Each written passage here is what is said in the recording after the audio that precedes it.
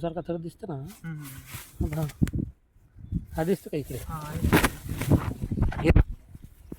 हा जो आहे हा जो मी बदलवलं कालपासून पाणी बदलवलं. पीएच डाऊन जमीन. हा जमीन म्हण ना. पाणी बदलवलं पीएच जास्त आहे. जास्त आहे यांचं. मग त्याच्यामुळेच तुम्ही ना मिठाचं तुरटी सोडा 1 किलो, एकराला 1 किलो म्हणजे तुम्हाला ना 1.5 किलो तुरटी लागेल. 1.5 किलो लागेल. खालून एक पाण्यात 200 का 300 लिटर पाणी लागेल तेवढ्या सोडून द्या. 200 लिटर पाण्यामध्ये हा? 1.5 किलो. त्याने काय होईल, तुमचे क्षार नाही का जमिनीत जमा झालेले ते क्षार पूर्ण कमी होतील, पीएच कमी होईल जमिनीचा. हो. आणि पीएच कमी झाला की तुमचं खतं अपटेक होतील.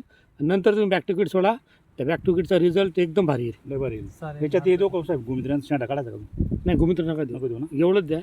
नंतर मग आता यांना काय दिलं, बॅक टोकेट दिलं 1200 ग्रॅम, गुळ 4 किलो, अंडे 20, ताक 6 लिटर. हां हां एवढंच बस ना. बस. ताक आपला हा रेग्युलर आपलं घरचंच ताक घ्यायचं, केमिकल ताक नको आपलं.